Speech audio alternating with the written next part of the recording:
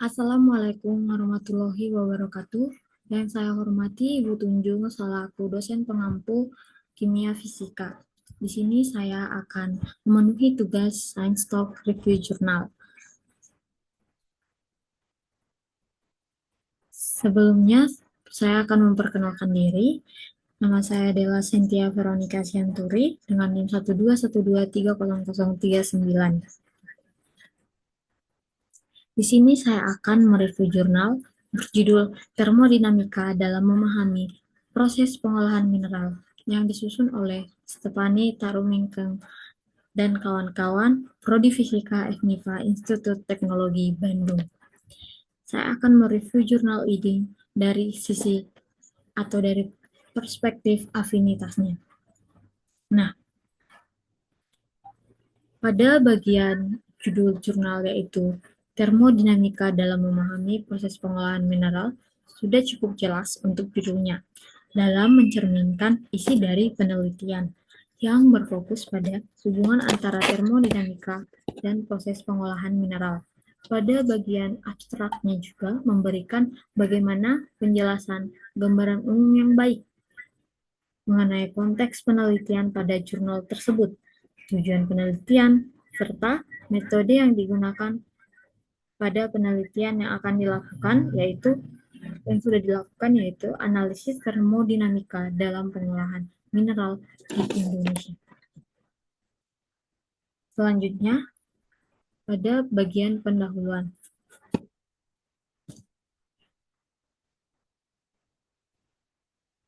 Pada bagian pendahuluan, jurnal ini mengulas peran termodinamika dalam pengolahan mineral, khususnya nikel, melalui metode pirometalurgi. Yang menjadi fokus utama pada jurnal ini adalah bagaimana keterkaitan antara variabel termodinamika pada proses pirometalurgi tersebut, di mana variabelnya ada temperatur, tekanan, dan energi bebas Gibbs. Variabel ini lah yang menentukan afinitas kimia suatu reaksi. Seperti yang kita tahu, afinitas kimia di sini menggambarkan sejauh manakah suatu reaksi kimia dapat berlangsung secara spontan atau perlu intervensi untuk mencapai kesetimbangan. Nah, pada bagian pendahuluan juga menjelaskan pentingnya pengolahan mineral di Indonesia serta apa saja tantangan yang dihadapi, seperti jumlah smelter yang terbatas, penjelasan tentang tiga metode ekstraksi, yaitu pirometalurgi, hidrometalurgi, dan elektrometalurgi, memperkuat latar belakang untuk penelitian ini. Nah, sekilas, apa sih pirometalurgi, hidrometalurgi, dan elektrometalurgi? Nah, pirometalurgi di mana metode yang dilakukan dalam penelitian ini merupakan proses ekstraksi menggunakan temperatur tinggi untuk kriteria mineral berkadar tinggi. Sedangkan hidrometalurgi itu adalah proses ekstraksi yang dilakukan pada temperatur yang relatif rendah dengan cara pelindian dengan media cairan atau kriteria biji mineral yang berkadar rendah. Dan yang terakhir itu elektrometalurgi merupakan proses ekstraksi yang melibatkan penerapan prinsip elektrokimia baik pada temperatur rendah maupun temperatur tinggi. Selanjutnya, metode penelitian. Dalam penelitian ini, metode yang digunakan adalah studi literatur. Studi literatur yang relevan untuk memahami teori termodinamika yang mendasari proses pengolahan mineral ini. Nah, penelitian ini dimulai dengan kajian-kajian studi literatur tentang konsep dasar mengenai termodinamika, serta dilanjutkan dengan mempelajari bagaimana proses pengolahan mineral. Seperti yang tadi saya katakan, yang menjadi fokus utama yaitu ketiga variabel tadi. Yang pertama ada temperatur, tekanan, dan energi bebas Gibbs. Nah, sekarang kita membahas bagaimana afinitas dan energi bebas Gibbs pada penelitian ini. Energi bebas Gibbs menjadi parameter utama untuk menentukan apakah reaksi pada pengolahan mineral ini terjadi secara spontan. Atas kespontanitasannya itu ditentukan dari energi bebas Gibbs. Di mana seperti yang kita tahu, jika delta G lebih kecil daripada 0, merupakan menggambarkan reaksi berlangsung secara spontan ke arah produk. Sedangkan jika lebih besar daripada 0 itu menandakan reaksi itu tidak spontan. Nah, pada proses pengolahan nikel menggunakan metode pirometalurgi ini, delta G-nya dihitung dengan tujuan untuk menentukan apakah reduksi oksidasi nikel menjadi nikel murni itu dapat terjadi dalam kondisi tertentu. Nah, untuk menghitung hubungan antara delta G, entalpi, dan entropinya itu digunakan persamaan Gibbs-Helmholtz, di mana persamaan tersebut ialah delta G sama dengan delta H min T delta S. Nah, setelah dilakukan perhitungan menggunakan persamaan tadi, didapatkan bahwa pada suhu yang rendah itu nilai delta G-nya cenderung negatif, menandakan reaksi berlangsung secara spontan. Namun, pada suhu tertentu terjadi anomali di mana delta G menjadi kurang negatif akibat turunnya entropi. Nah, bagaimana sih hubungan afinitas dengan variabel termodinamika pada penelitian ini? Yang pertama, temperatur. Temperatur sangat mempunyai peran penting, di mana dalam setiap tahap metode pirometalurgi ini, termasuk itu tahapnya ada kalsinasi, reduksi, dan peleburan. Nah, pada tahap kalsinasi, reduksi, dan peleburan ini, eh, variabel temperatur memainkan peran penting.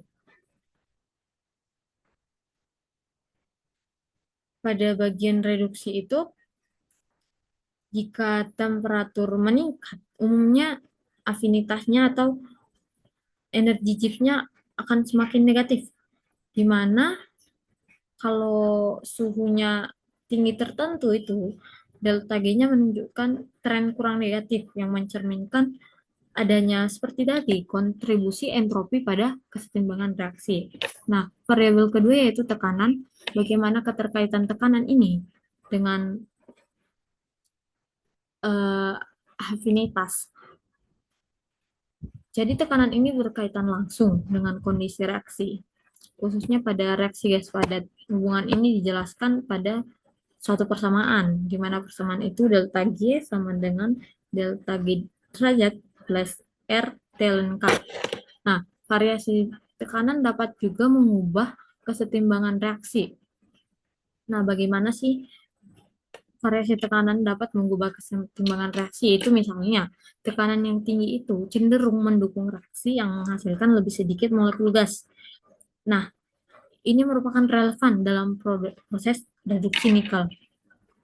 Nah, yang ketiga itu interaksi temperatur dan tekanan, di mana diagram kesetimbangan yang ada pada jurnal menunjukkan adanya keterkaitan antara kedua variabel, variabel temperatur dan tekanan dalam tahap prareduksi dan peleburan. Kontrol tekanan dan temperatur sangat penting guna memastikan apakah afinitas reaksi pada proses ini berada pada kondisi optimal. Selanjutnya, bagaimanakah afinitas itu dalam tahap-tahap pengolahan nikel? Yang pertama, tahap pengolahan nikel itu tahap pertama kalsinasi. Pada tahap ini ikatan kimia seperti air kristal dan karbonat dihilangkan. Reaksi ini melibatkan temperatur yang tinggi. yang meningkatkan afinitas reduksi oksidasi logam. Yang kedua itu reduksi langsung dan tak langsung. Yang pertama reduksi langsung, di mana reduksi nikel oleh karbon solid menghasilkan logam nikel secara langsung. Nah, afinitasnya ditentukan oleh delta G-nya yang negatif. Pada reaksi langsung antara nikel dengan karbon solid ini,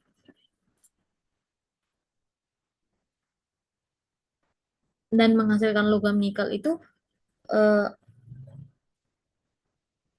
diidentifikasi adanya delta G-nya yang negatif, jadi reaksi pada nikel dan karbon solid itu terjadi secara spontan. Nah, reaksi tak langsung, di mana gas CO yang dihasilkan dari reaksi karbon bertindak sebagai agen reduksi untuk oksidasi logam lainnya. Di sini nilai delta G-nya menunjukkan bahwa reaksi ini tetap berlangsung secara spontan pada rentang temperatur tertentu. Nah, yang ketiga itu tahap peleburan, di mana tahap ini memisahkan logam dari slag berdasarkan perbedaan densitas. Temperatur yang terlalu rendah akan menyebabkan slag membeku sehingga menghambat prosesnya. Tetapi temperatur yang optimal harus dijaga di kisaran 1500 sampai 1600 derajat untuk slag dan 1400 derajat untuk logam cair agar menghindari pembekuan sehingga proses pada tahap ini itu terhambat. Nah, yang tahap keempat pemurnian atau sering disebut desulfurisasi, di mana penghilangan pengotor seperti sulfur melibatkan reaksi antara logam cair dan agen desulfurasi, di mana agen desulfurasi di sini diberikan CaC2.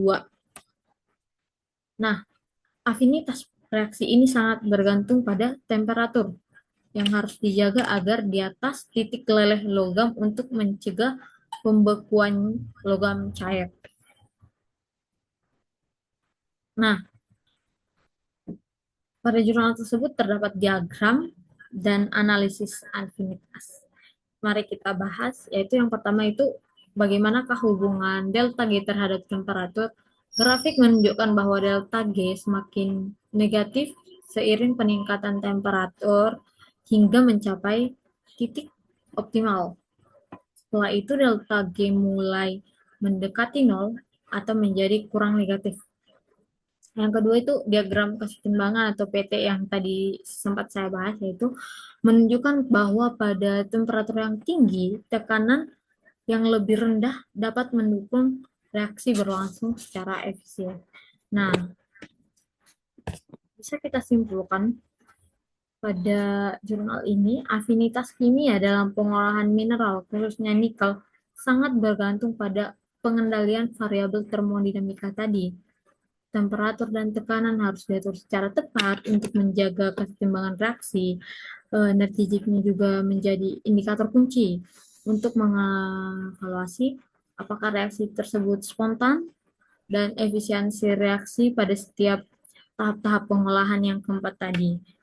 Kemudian diagram PT dan hubungan delta G dengan temperatur itu pada jurnal tersebut memberikan panduan yang penting untuk pengoptimalan proses, sehingga produk yang dihasilkan kualitasnya tinggi dan meminimalisir pemborosan energi. Nah, dari sini kita tahu bahwa pendekatan berbasis termodinamika ini sangat penting memahami afinitas, karena aplikasinya dalam mengontrol proses metalurgi itu merupakan eh, sangat menjadi hal penting, apalagi pada mengontrol proses metalurgi berbasis modern. Jadi pemahaman terhadap afinitas dalam pengontrolan ini sangatlah penting untuk pengaplikasian. Nah, selanjutnya pembahasan dan hasil. Hasil dan analisis afinitas dalam proses pengolahan mineral. Dalam jurnal ini kita akan membahas bagaimana sih hasil dan analisis dalam proses pengolahan mineral, analisis afinitasnya. Yang pertama, bagian ini mengulas tahapan pengolahan mineral secara pirometalurgi yang mencakup pengeringan, kalsinasi, peleburan, dan pemurnian, tahap-tahap yang tadi. Dengan fokus pembahasan diarahkan pada keterkaitan antara variabel termodinamika seperti energi Gibbs, tekanan, dan temperatur yang menentukan afinitas kimia pada setiap tahapnya. Yang pertama itu pada proses pengeringan. Proses ini bertujuan menghilangkan, seperti yang kita tahu, itu menghilangkan kandungan air atau moisture pada biji nikel. Nah, pengeringan ini tidak melibatkan reaksi kimia, sehingga aspek termodinamikanya tidak bisa kita tinjau. Dan pada pengeringan ini yang pentingnya itu kontrol temperatur, meskipun itu merupakan salah satu variabel dari termodinamika, namun tetap diperhatikan karena kontrol temperatur menjadi suatu hal yang penting untuk menghindari kehilangan energi yang berlebihan. Nah, yang kedua dalam kalsinasi. Kalsinasi itu dilakukan untuk menghilangkan air kristal, karbon dioksida atau gas yang lain yang terikat secara kimia pada biji tanpa meleburkan biji. Nah, pada reaksi prareduksi itu oksigen dihilangkan dari biji latrik menggunakan gas sebagai reduktornya. Reaksi dari hasil reaksi ini menghasilkan gas CO sebagai produk samping yang relevan dalam proses produksi berikutnya. Nah, pada reaksi prareduksi ini dapat kita tinjau afinitasnya, yaitu yang pertama itu reaksi reduksi nikel oksida dan menjadi nikel murni. Ini ditentukan oleh energi Gibbs. Yang kedua itu hasil analisis menunjukkan bahwa energi Gibbs-nya bernilai negatif pada suhu 25 sampai 1000 derajat Celcius. Nah, dari sini kita tahu reaksi itu berlangsung secara spontan. Namun seperti tadi terjadi lagi anomali pada suhu tertentu, di mana pada jurnal tersebut ditentukan pada suhu 325 derajat Celcius, di mana delta G-nya menjadi kurang negatif karena penurunan entropi. Sehingga reaksi kespontanitasannya tidak dapat dianalisis. Nah, variabel tekanan pada proses ini berperan penting dalam kesetimbangan reaksi gas padat, di mana jika terjadi peningkatan tekanan, hal ini akan mendorong reaksi ke arah produk dengan molekul gas yang lebih sedikit. Nah, pada tahap yang ketiga itu peleburan. Pada tahap ini merupakan inti dari metode pirometalurgi, di mana logam dipisahkan dari slag berdasarkan densitas. Pada peleburan ini terjadi reaksi reduksi langsung. Contohnya yaitu di mana reduksi nikel oksida oleh karbon solid menghasilkan logam nikel dan gas CO. Nilai energi Gibbs menunjukkan bahwa reaksi berlangsung secara spontan terutama pada temperatur tinggi pada reaksi ini. Nah, yang selanjutnya itu reaksi tak langsung, di mana gas CO yang dihasilkan dari reaksi karbon bertindak sebagai agen reduksi tambahan untuk oksidasi logam. Pada reaksi ini termasuk reaksi yang kompleks karena melibatkan perubahan fasa dari padat ke cair. Nah, pada variabel temperatur pada proses ini, temperatur selak harus dijaga. Juga agar jika temperatur selamnya terlalu rendah, menyebabkan pembekuan, serta hal-hal lain yang menghambat proses pengolahan. Nah, tahap selanjutnya ada pemurnian. Eh, Pemurnian ini bertujuan untuk menghilangkan zat-zat pengotor seperti sulfur, karbon, fosfor, dan silikon dari logam tersebut. Di mana pemurnian ini tahap desulfurisasi, di mana tahap ini merupakan reaksi antara logam cair dengan agen desulfurasi seperti CaC2 digunakan untuk menghilangkan pengotor sulfurnya. Nah, pada tahap ini temperatur memegang peran kunci karena suhu di bawah titik leleh logam dapat menyebabkan pembekuan dan mengurangi efisiensi reaksi. Pada afinitas reaksi ini menunjukkan itu delta G untuk reaksi desulfurasi ini cenderung spontan pada suhu optimal, yaitu suhu sekitar 50-100 derajat Celcius di atas titik leleh logam. Nah,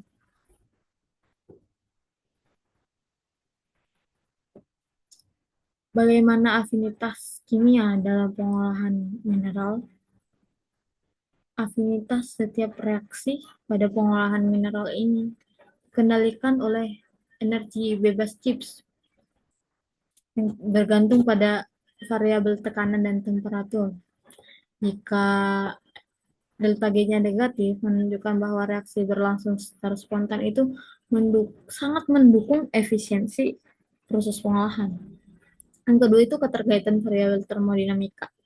Temperatur dan tekanan merupakan variabel utama yang harus dikontrol pada setiap tahap, di mana pada diagram di jurnal itu bisa kita lihat bagaimana pengoptimalan proses dari diagram tersebut, hubungan diagram tersebut. Nah, yang ketiga itu pentingnya kontrol operasional, di mana temperatur itu perlu dikendalikan dan tekanan juga secara presisi. Karena pengendalian temperatur dan tekanan ini secara presisi menjadi kunci untuk memastikan bahwa apakah reaksi tersebut mencapai kesetimbangan yang diinginkan sehingga hasil optimal dapat tercapai. Bagian ini sangat menekan bahwa pemahaman dan pengendalian afinitas kimia melalui termodinamika kesetimbangan sangatlah krusial dalam mendukung proses pengolahan mineral yang efisien serta berkelanjutan. Nah, pada jurnal ini juga merangkum hasil penelitian mengenai penerapan prinsip-prinsip termodinamika dalam proses pengolahan mineral, khususnya nikel, melalui metode pirometalurgi. Nah, bagaimana sih peran termodinamika kesetimbangan pada setiap tahapnya pada proses pengolahan mineral ini? Kesimpulan pertama, pada jurnal ini menyoroti bahwa pentingnya termodinamika kesetimbangan terutama pada delta G energi bebas Gibbs dalam menentukan apakah reaksi tersebut spontan, reaksi kimia tersebut spontan pada pengolahan mineral. Nah, bagaimana spontanitas reaksi? Reaksi dengan energi Gibbs negatif akan berlangsung secara spontan. Artinya, reaksi ini terjadi tanpa memerlukan invers tambahan. Sebaliknya, jika delta G-nya didapati positif, menunjukkan reaksi itu tidak spontan dan memerlukan pengubahan variabel tekanan atau temperatur untuk berlangsung. Nah, bagaimanakah kecenderungan energi Gibbs itu dalam pengolahan nikel? peningkatan peningkatan temperatur itu cenderung membuat delta G, energi Gibbs-nya menjadi negatif. Nah, dari sini kita tahu bahwa temperatur yang tinggi itu mendorong reaksi menjadi spontan. Meskipun ada titik tertentu di mana uh, bisa saja entropi juga ikut mempengaruhi, di mana entropi yang turun lebih efisiensi.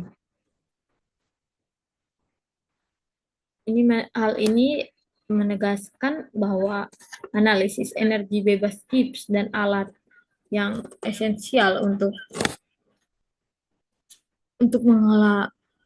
mengevaluasi kelayakan reaksi kimia dalam proses ekstraksi logam ini. Nah, bagaimanakah keterkaitan variabel termodinamika?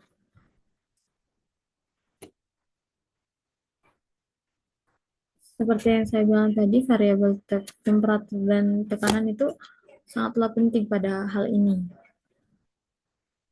Karena itu, suhu itu pengendali utama, di mana jika suhu diatur pada tahap pengolahan itu, misalnya pada peleburan, temperatur selek seperti yang saya jelaskan tadi harus dijaga. Sedangkan logam cair berada pada sekitar 1400 derajat dan seleknya harus 1500 sampai 1600 derajat. Kalau di luar suhu ini maka akan terjadi pembekuan, otomatis reaksi akan terhambat. Nah, pada variabel tekanan, hal ini sangat diperlukan untuk mengimbangi pengaruh temperatur, terutama pada reaksi yang terjadi pada pengolahan nikel. Contohnya itu reaksi gas padat seperti reduksi nikel, oksida.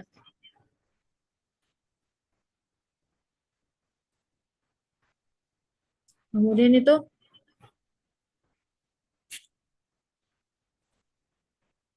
pada bagian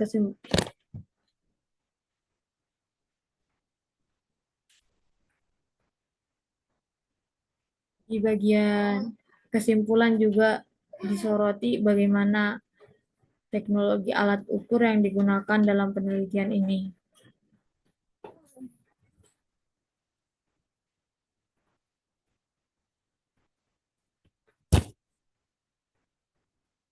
Instrumen alat ukurnya apa-apa saja yang sesuai dengan pengolahan mineral, pengendaliannya, serta juga disorot bagaimana efisiensi energi dan hasil produksi. Dalam hasil produksi itu pengendalian yang tepat harus dilakukan dengan pengendalian yang tepat agar menghasilkan logam yang berkualitas tinggi, bebas dari pengotor yang tidak diinginkan seperti tadi sulfur dan karbon serta silikon. Jadi afinitas ini sangat mempengaruhi hasil dari pengolahan mineral ini.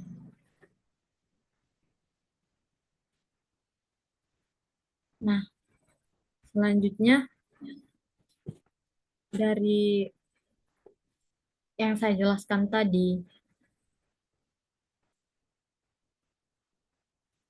jika kita review jurnal ini dari segi afinitasnya, sangat kita lihat bagaimana peran afinitas, peran variabel termodinamika dalam pengolahan mineral ini sangat berperan penting di setiap tahap-tahap, dari tahap peleburan, dari tahap pemurnian, termodinamika dan variabel termodinamika dan afinitas ini memberikan peranan yang sangat penting sampai ke hasil dari produksi pengolahan mineral ini. Jadi kesimpulan jurnal ini secara komprehensif mengintegrasikan analisis ilmiah dengan kebutuhan praktis di lapangan. Melalui pengendalian variabel termodinamika yang presisi, jurnal ini menunjukkan bahwa pengolahan mineral dapat dioptimalkan untuk mencapai efisiensi energi, kualitas produk yang lebih baik, dan kepatuhan terhadap regulasi.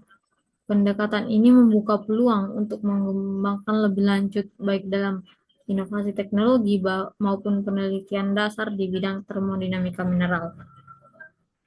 Jadi, eh, bukan hanya